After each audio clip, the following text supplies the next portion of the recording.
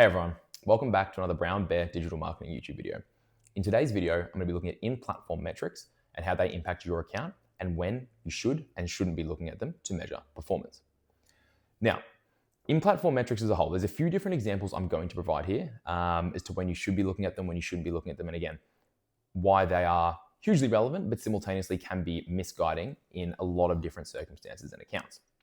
Now, two specific situations I'm going to look at in terms of why they can be very misguiding is path metrics and time to purchase, as well as the attribution method that is being used in the platform. Now, what happens is you'll likely be running ads on, and we'll just use Google and Meta as the examples here. Again, you might also be running on TikTok, Pinterest, any other platforms that you run. But for the context of this conversation, to make it really easy to understand, we're going to use Google and Meta because there's enough crossover between that two to make it paint a very clear picture when it comes to in-platform metrics, and those insights and learnings will make it very clear and easy to understand what you should do next and how you should look at them and whether you should be looking at them with maybe a bit more of a pinch of salt if you're using it to actually measure performance. Now, most businesses these days don't use ROAS as a be-all and end-all metric. There's not too many agencies that still just go off ROAS.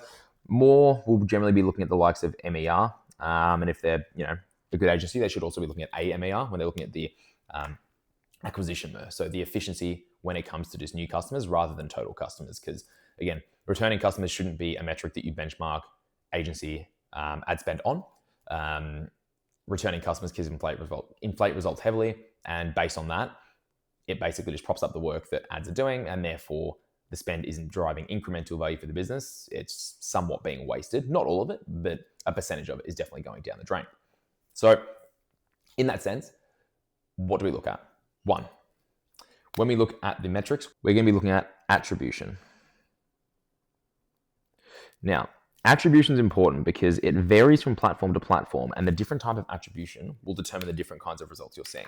So the important thing when it comes to attribution is between Meta and Google, they have vastly different attribution windows. Meta, you're likely using 1-day view, 7-day click. 1DV plus 7DC. And then Google,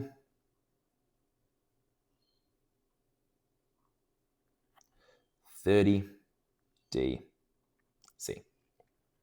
So that right there is the benchmark in terms of what you can expect when it comes to attribution from each of the platforms. Meta will use 1-day view through conversions, which means if I look at a Meta ad and it pops up in my feed, I cast my eye over it, I don't click on it, maybe even I just scroll past it, and then the next day I buy from that brand, they're going to claim that conversion. If I do that after 2 days, it won't count because it's 1-day view. 7-day click means within the week after I've seen that ad, the 7 days that follow, if I've clicked on that ad and then purchased 5 days later, Meta will claim that attribution and claim that purchase. Google being 30-day click means it doesn't claim view through conversions unless it is on your demand gen, so like YouTube videos and display videos, for example. But otherwise, for their search shopping campaigns, they generally count clicks, but they have a 30-day window. So people often ask me, but Google is a much better ROAS, therefore it should be a more effective platform. We should be putting more spend behind Google. Not necessarily. Someone could have clicked on a Meta ad, they purchased 14 days later, and as a result of that, Google claims that conversion. If they've also clicked on a Google ad and clicked on a Meta ad, Google claims it. Meta, 7 days earlier it would have claimed it, but today it doesn't. Google gets a conversion, Meta doesn't. Meta may have done more of the top funnel heavy lifting on that consumer to get them over the line, but we just didn't register, and therefore we didn't look at it, and therefore it's not reflected in the platform metrics, which is why, like we said, looking at those top level metrics that measure efficiency, profitability, and incrementality are much, much more important. In the same context, there is a section in Google that you can use called path metrics. Now, what that does is it looks at time to purchase, and you can measure it off last click and first click within any of your accounts. So again, for a lot of businesses, it's always insightful. It is worth looking at. But for some businesses, if you're selling clothing products, t-shirts that are like $60, hoodies, trackies, your time to purchase is going to be relatively low, especially if you're a business that goes on sale semi-regularly. People kind of have a window in which they have to purchase, which will often be less than a week. So it's like, cool, I've had a look at this ad. I bought from this brand before. I like their stuff. They're 30% off. I'm going to buy before the sale ends tomorrow. They'll purchase. But for businesses that sell much more expensive products, furniture, lighting, and any other abundance of products that kind of sell for 4 figures, your time to purchase is likely going to be much, much, much longer. And as a result of that, it really heavily impacts the incrementality and the visibility over what your ads are doing. Now, I ordered an account the other day who were looking at their in-platform performance, and they said, We're just not seeing enough out of Meta compared to Google. Google's getting a lot more conversions, Meta not so much. I had a look at Path Metrics, and in this account, time to purchase, TTP, was 21 days from first click. So for every person that clicked on an ad, they would not purchase their product. On average, some would be faster, some would be quicker, some would be slower, but on average, it took them 21 days, 3 weeks to purchase that product. Now, if I'm Meta ads and that time to purchase that I measure is 7 days, you're not going to show many conversions. Statistically, you're going to show 1/3 of that. So 33% of the sales that may have had an impact from someone clicking on your ads, only 33% are going to show. Whereas Google gets the full 21 days plus an additional week. So realistically, Google will capture most of the conversions. Again, not all, it's not perfect. But Google, within the context of that ad account, when sales happen very, very slowly from the first click on an ad, Google's going to get all these conversions, Meta's going to get very, very little, and it's then very, very difficult to actually see the value that Meta's driving in comparison to Google, and then to get a clear picture on where to put your budgets based on what's going to drive the most value for your business moving forward. So when we look at this and we look at the time to purchase being 21 days, it makes Google, GA, look great, and it makes Meta, MA, look poor. So what do we want to do in this situation? Now, there are a few different things you can kind of measure if you want to get an understanding of it. Now, in terms of the budget splits, if you're running enough ads and spending enough money on a monthly basis, you can go and basically crank budgets or do like a lift test or a geo lift test to basically measure based on different geos and region what is working when you scale budgets or kill budgets in certain areas. And that'll give you an insight as to whether ads or assets are working or not working. Now, that's one way of doing it. But again, you can also look at your top level and some of your softer metrics that might help aid that insight too. So for example, we look at ROAS.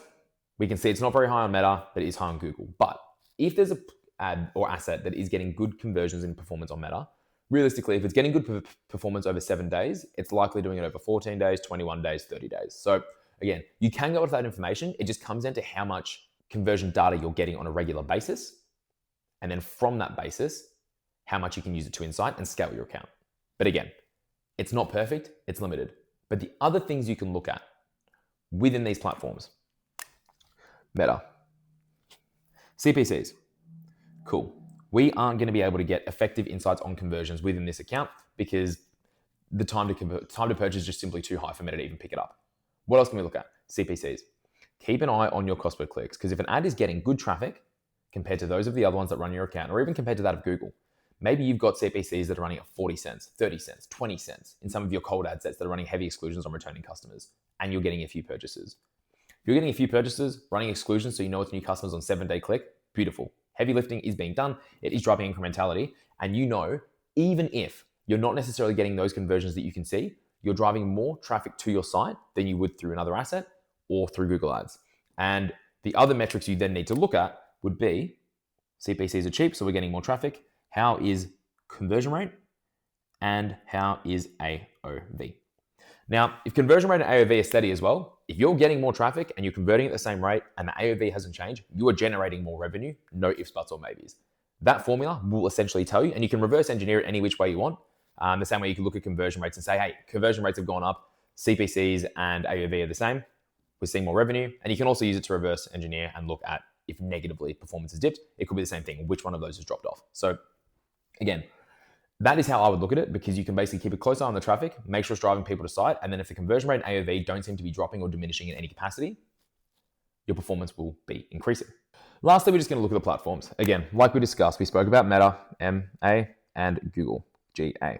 So between the two different platforms, in terms of where you should be dividing your spend, the best thing to understand is dividing new customers from returning customers in both platforms. Meta run heavy audience exclusions on your cold ad sets and put a very, very small percentage of budget, and I'm talking maybe less than 10%, probably closer to 5% on retargeting. And again, use bottom funnel messaging creative to do that. It can be a product catalog or it can be something very clearly directed towards customers that have been to your website before. But again, Meta is the best platform for reaching new customers. So when it comes to divvying up the budget, in an e-commerce sense, I would almost always advise having a lot more money running through Meta than Google. Same thing goes for Google. Make sure you are measuring different audiences, new versus returning customers, branded searches versus non-branded searches, and measure that very, very closely, and then understanding where your budget's going. Because again, even within Google, which is very good at demand capture rather than demand creation, if you can keep a close eye on the different audiences, you can then divvy up the budget accordingly and still have effective incremental spend in Google that is driving towards the right people who don't know your business that may go out to purchase for the first time. The best platforms for doing this for e-commerce brands are shopping, demand gen,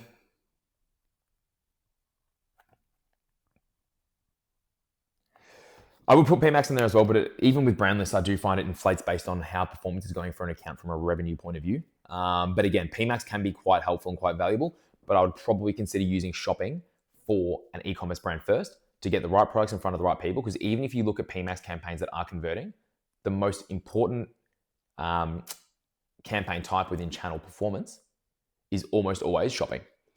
So start with shopping. Demand gen's good if you run heavy exclusions and make sure you're using it for a top funnel sort of campaign to get traffic to your site, the same way you do on Meta. Run those exclusions and divvy up the budgets accordingly. But again, if I had to choose one, I would be going Meta.